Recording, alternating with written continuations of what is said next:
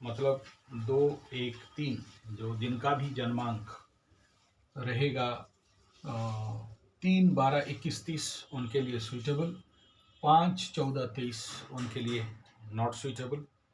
और प्रतिपदा में कंबरसन याद रखिएगा, तुला और मकर का हो जाएगा।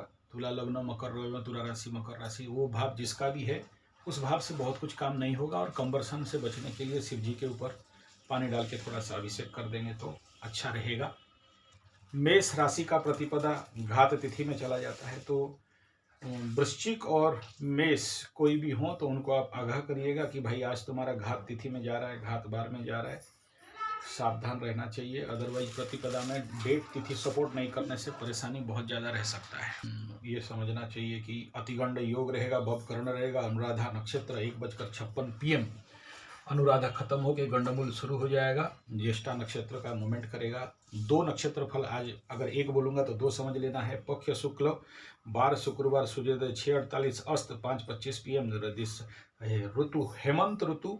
और वृश्चिक राशि का चंद्रमा अभिजीत 11:45 से 12:27, राहु काल 10:47 से लेके 12:06 PM तक। सावधान रहना, दिशा शुल पश्चिम, एकदम नहीं जाना, जाओ तो टोटका के साथ। अश्विनी देखिए, मेष राशि का अष्टम चंद्रमा है, तो अष्टम चंद्रमा 7:30 के टाइम में एक दिन बीमार, परेशानी, टेंशन, कार्य में बाधा, कर्म में रुकावट, मानसिक अशांति, डिप्रेशन जैसे कंडीशन, सबका नहीं, किसी किसी का।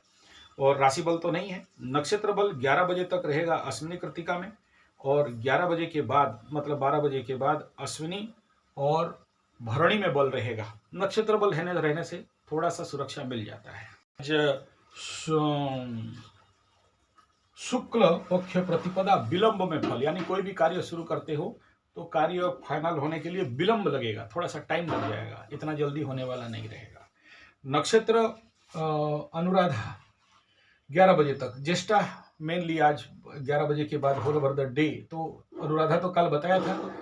और ज्येष्ठा नक्षत्र का जो एनर्जी है, आलसपन को बढ़ाना, भाई के द्वारा कष्ट होना, पशुपालक के लिए पशुपालक का मनोवृत्ति बनना, क्रोध और ज्वाला बन सकता है, मित्र द्वारा विश्वास और बाधा, कार्य से में सहनकारी शक्ति में वृद्धि, और विरोध का स्थान, मेहनत करते हो तो पदोन्नति। लेखकों के लिए अच्छा रहेगा, अभिमानिता बढ़ेगा, विलास व्यसन का इच्छा बढ़ेगा। नक्षत्र का एनर्जी का मालिक इंद्र बनते हैं। और ज्येष्ठा गंडमूल नक्षत्र है। गंडमूल का जो चंद्रमा जनरली यहाँ पर बड़े सारे नेगेटिव कार्य के लिए माना जाता है, और यहाँ पर जादू, टोना, टोटका, दंड और शत्रु से दुश्मनी, इस प्रकार का एनर्जी देखा जाता है। तो वृश्चिक यहाँ पर कालपुरुष का अष्टम, मेष राशि का अष्टम, सुबह का 8:34 तक परेशानी, टेंशन। और यहाँ पर शुक्र बुध नेगेटिव एनर्जी, कामना वासना में वृद्धि और डाइवर्शन, लेकिन खरीदना बेचना कुछ हद तक के लिए अच्छा है, किसी किसी को पैसा भी मिल जाता है।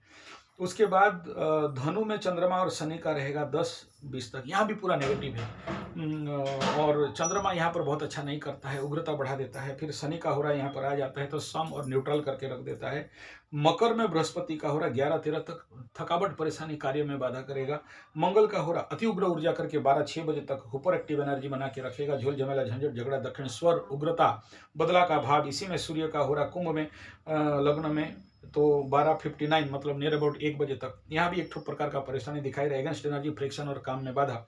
शुक्र और बुध का हो रहा कुंभ और मीन के कुछ भाग में मिलने वाला है 2:46 तक। टॉप, गुड, सॉलिड, बेस्ट, खरीदना बेचना, मार्केटिंग, सेलिंग, कामना वासना।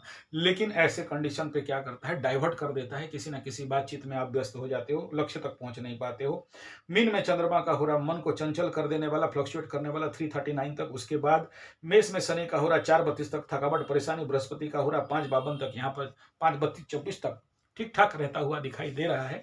थोड़ा सा सम और एनर्जी कंट्रोल, शाम तक कुछ अच्छे कार्य बनता हुआ दिखाई दे रहा है। मेष राशि का क्योंकि अष्टम है, ऑलरेडी बता दिया, यहाँ पर बहुत अच्छा एनर्जी आपको मिलने वाला नहीं है। कार्मिक बाधा मिलेंगे, इधर जा रहे हो वहां बाधा, इधर जा रहे हो वहां बाधा, वहां गया ट्रैफिक जाम, वहां गया ऑफिस पहुंचा, ऑफिस में पियन नहीं है, पियन से निकला इधर भागा, ये कंडीशन यहाँ पर रहता है। तो बहुत अच्छा एनर्जी नहीं, दुर्बलता भी दे देता, क्योंकि जैसे ही देखो 6, 8, 12 का चंद्रमा होता है, 6 का तो अच्छा रहता है, लेकिन 8, 12 का चंद्रमा हो गया तो समझ जाना कि आपको, या 5 का भी यही कंडीशन दिखाई देता है कि आपको लेके कहीं थुरेगा और गलत काम करवाएगा, और आपके मन में जो खुजली होता है, जो सुलसुली होता है, जो सुरसुरी होता है, या आपके अंदर ये खरीद लेंगे, वो खरीद लेंगे, ये बना देंगे, ये कर देंगे, ऐसे ताड़ के मोड़ के उखाड़ देंगे, दूर तक दिखाई नहीं देता है और ग्रह आपको इस जगह में दृष्टि अंध बना देते हैं और इतना बल हो जाता है कि फिर आप प्रशांत किशोर जैसे जाके सब पैसा लगा के इलेक्शन लड़ोगे और फिर ठुल्लू पकड़ के बैठे रहोगे।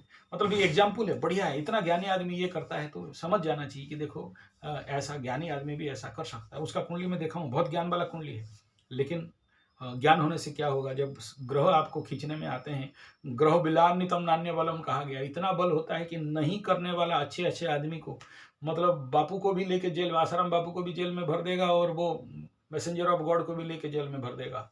कौन करा रहा है? उनको उस समय लगता है कि हम लालू हैं, हमारा कुछ नहीं बिगाड़ सकता कोई, चारा खा जाओ। अब खा गया तो बेटा अंदर मामा के घर में रोटी सेकता रह जाओगे। ये ग्रह बल है, तो इससे थोड़ा सावधान रहना। वास्तु एनर्जी जल तत्व और अग्नि तत्वों में आप इसको थोड़ा सा टेक्निकली समझोगे तो तभी जाके समझ पाओगे, अदरवाइज अच्छे अच्छे लोग नहीं समझ पाते हैं। जैसे मैं हर दिन वास्तुफल बोलता हूँ टेस्टोथेरेपी में, तो ऐसे कंडीशन पे क्या है कि आपको मैं एक दिन बोलता हूँ कि भाई आज दिया प्रज्वलित करके दीप जलाओ, पानी घट रख के दीप जलाओ। क्यों बोलता हूं? यहां पर अभी क्या होगा, चंद्रमा का जो मूवमेंट है नॉर्थ वेस्ट डायरेक्शन 45 डिग्री का मूवमेंट में यहां पर क्या करेगा, वाटर एलिमेंट से फायर एलिमेंट में जा रहा है, तो जल का घट रखना है और यहां दिया जलाना है। दो चीज करना है यहां पर, एक चीज में काम नहीं देगा। लेकिन इसका ठीक अगेंस्ट हाउस में क्या होगा, भूमि तत्व से वायु तत्व में, तो मैं आपको क्या बोलता हूं, भूमि को कंट्रोल करने के लिए 1 लोटा पानी, और यहाँ वायु तत्व में उसको ब्लॉक करने के लिए 1 लोटा पानी, और उसके आम के पत्ता। तो ये रहता है मेरा सूत्र। जो लोग हर दिन जब राशिफल बोलता हूँ, लग्नफल, तिथिफल, बारफल, होराफल, वास्तुफल, पर्टिकुलरली वास्तु लोगों के लिए बोलता हूँ, तो ऐसे करने से क्या है, घर में शांति रहेगा, अशांति नहीं रहेगा, नेगेटिव एनर्जी नहीं घुसेगा। इतना ही सीक्रेसी है और ज्यादा उसमें कुछ रहता नहीं है। आशा करता हूँ आप समझ रहे होंगे।